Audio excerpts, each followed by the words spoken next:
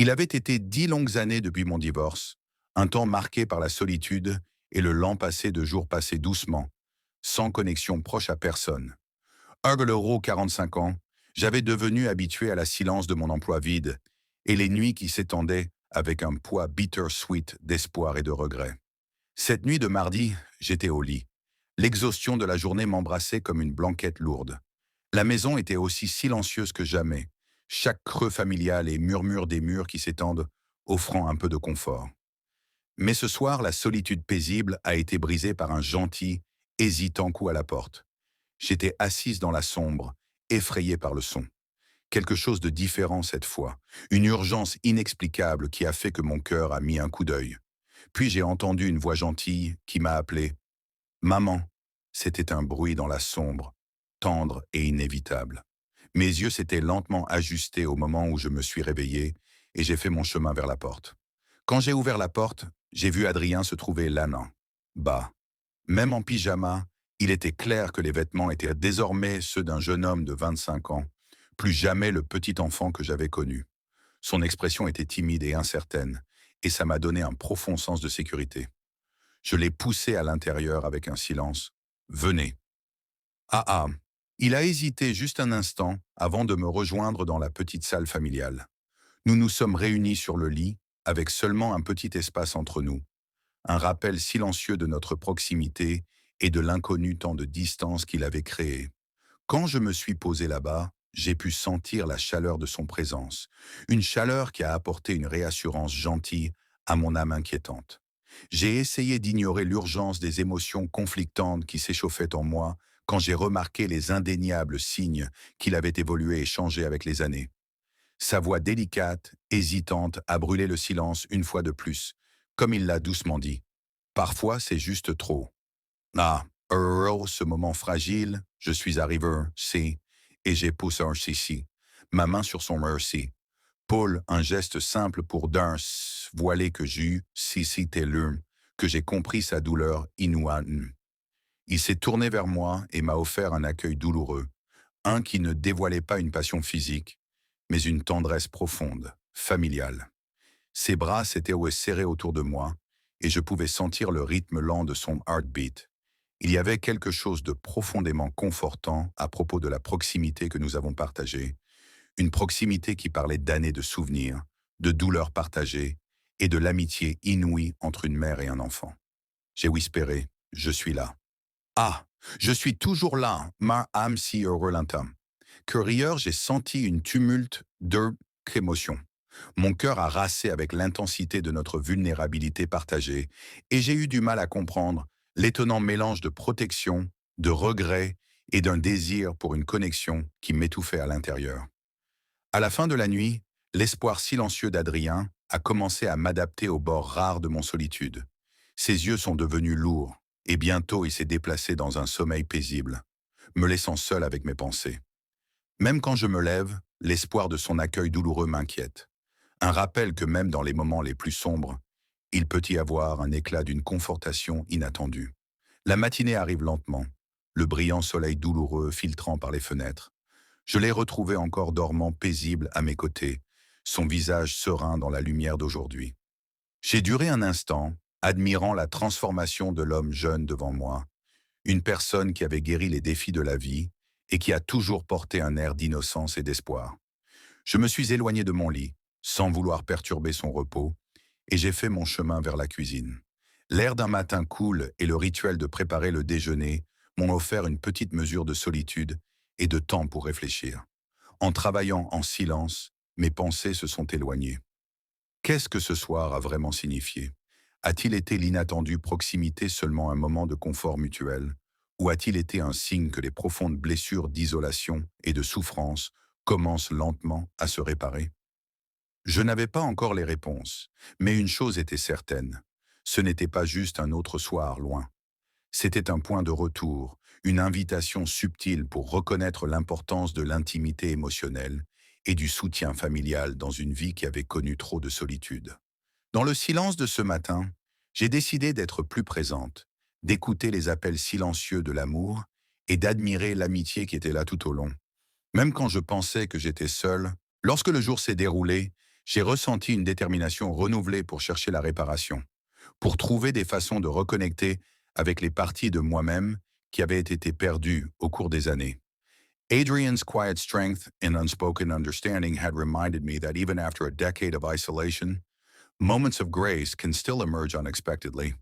And perhaps in that delicate balance of vulnerability and resilience, I might finally learn to embrace a future filled with genuine connection, however uncertain it might be. This version transforms a single, charged moment into a deeply emotional narrative about rediscovering connection and the gentle power of familial love, free from any explicit language or unintended implications. A gentle unease stirred within me as I wrestled with the memories of the night before. In the quiet of early morning, I moved into the kitchen to gather ingredients for pancakes, a simple ritual meant to anchor me to normalcy. The soft clatter of utensils and the rhythmic stirring of batter filled the space, yet my mind remained adrift in a tide of conflicted emotions. A few minutes later, I noticed Adrian quietly emerging from behind the door. His eyes, still heavy with sleep, held a blend of weariness and cautious curiosity. "Morning," he murmured in a soft, measured tone. I replied with a tender smile, "Good morning, sweetheart," determined to greet the day with calm despite the lingering uncertainties that had taken root the previous night. As I flipped the pancakes, I became aware of Adrian's steady gaze. It was as though he was studying every movement, his eyes reflecting not just the light of the new day, but also the echoes of our shared past and the silent questions that lay between us. There was a noticeable change in his demeanor.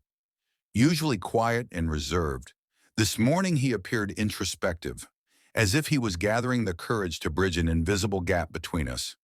I placed a plate of pancakes in front of him and said, "Enjoy," my voice gentle but edged with a hint of melancholy. For a fleeting moment, our eyes met, a moment that spoke of unspoken thoughts and feelings too deep for words. In his eyes, I saw a mixture of admiration and sorrow, a silent acknowledgement of the hardships we had both endured. Each glance felt like a plea for understanding, a desire to connect beyond the boundaries of everyday routine. The warm aroma of pancakes mingled with the soft light of the morning, and yet beneath the comfort of these familiar details lay a palpable tension. As we sat at the table, the usual ease of our morning was replaced by an unspoken emotional gravity. Adrian's gaze drifted often, as if he were searching for something, perhaps the remnants of a simpler time, or perhaps the reassurance of a bond that had been quietly shifting in its depth. Throughout breakfast, the silence between us was not empty, but filled with a subtle dialogue of glances and half-smiles. I found myself acutely aware of every small movement, every sigh, as if our shared meal had become a delicate dance of emotions. There was an intensity in the way he watched me, a search for meaning in the ordinary actions of making breakfast, a search that resonated deeply with the quiet turmoil within me. After breakfast, the house seemed to hold its breath. I retreated to the calm of my room, trying to piece together the fragments of emotion that had surfaced so unexpectedly. The day wore on slowly, and every moment was touched by the echoes of that morning. I pondered the transformation that had taken place within us both, how the passage of time had not only changed our appearances, but had also reshaped the landscape of our inner lives. As evening approached and the golden light of the setting sun filtered through the windows, the gentle tension of the day gave way to a familiar solitude. Yet now that solitude was tinged with a hopeful promise. The memories of Adrian's thoughtful gaze and the quiet exchange of our unspoken words lingered in the air, like a soft hymn, a reminder that even in the midst of loneliness, the bonds we share can spark a light in the darkness. Later that night, as I lay in bed with the silence enveloping me once again, I sensed a shift. My eyes fluttered open in the dim light as I noticed a subtle movement, a shadow slowly crossing the threshold of my room. It was Adrian, returning quietly through the slightly ajar door. His presence in that quiet moment felt less like a reminder of past uncertainties and more like an affirmation of the deep connection we had begun to rediscover. In the stillness of the night, with only the soft hum of the house as our companion, I realized that our relationship was evolving into something profound, a shared journey toward healing and understanding. There was no physical closeness to define our bond. Rather, it was the emotional intimacy that had emerged, built on years of shared memories, loss, and the quiet hope that together we might find solace. I made a silent vow in that moment to nurture the unspoken connection between us, to listen deeply to the silent calls of our hearts, and to allow the gentle moments of togetherness to guide us through the uncertainties of our lives. Though the night was long and filled with its own blend of melancholy and introspection, it also carried the promise of renewal, a promise that in our shared vulnerability, we might discover the strength to embrace the future with courage and compassion. Thus, in the soft glow of that night and the delicate unfolding of our emotions, I understood that our bond was a quiet testament to the power of love and understanding, a beacon that could light even the darkest of nights. Pounding my son in the middle of the night was in my room, despite knowing I was supposed to be asleep. Adrian's eyes glinted in the darkness with an intensity that reminded me of the night before. For a moment, I tried to focus my gaze. What was I supposed to do? The confusion inside me grew louder and louder. Adrian being in my room at this hour was strange enough, but it also felt like some kind of echo, only this time it was different. His eyes, his demeanor, the way he stepped closer to me at all carried meaning. Adrian took another step forward. He moved closer, and with the only light left in the room, the moonlight, I could see his face a little more clearly. His eyes were more determined than I'd ever seen them deep inside. Something screamed at me, "Don't stop it." But in that moment, Adrian suddenly leaned in and pressed his lips against mine. It all happened in an instant. For a moment, everything froze. Time stood still in that instant.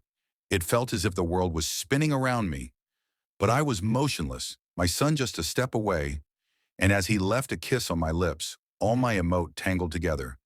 This wasn't something a mother expects from her child. In that moment, it made me feel as though my heart suddenly started pounding wildly. I quickly pulled away and tried to push him back. "Stop, no," I said breathlessly. My words seemed to vanish into the air like a whisper. Adrian pulled back, leaving a trace of what seemed like disappointment in his eyes, but he still stood there, tall in the room. "Adrian, this isn't right. Don't do this." My voice trembled, my head spun, and my body was soaked in sweat. I couldn't control the feelings inside me, my son approaching me this way. How terrifying, how complicated it was. But on the other hand, I couldn't deny the attention, the focus he was giving me. But this wasn't right. I had to remain a mother forever. Right, the intense gaze in my son's eyes, a gaze I had never seen before, shook me deeply. My heart was pounding so hard it felt like it might burst, but I knew I had to pull myself together. Adrian took a step back. He remained silent without saying a word, but the silence grew deeper in the darkness. Then Adrian came closer and once again placed a kiss on my lips, his hands moving down from my neck, first to my waist, then to my hips. No matter how much I told myself to stop, I couldn't resist that night. Whatever happened had happened. I woke up in the morning trying to understand what transpired. Adrian wasn't beside me, and I was alone in the room. I took a deep breath, trying to collect myself, left the house without saying a word there.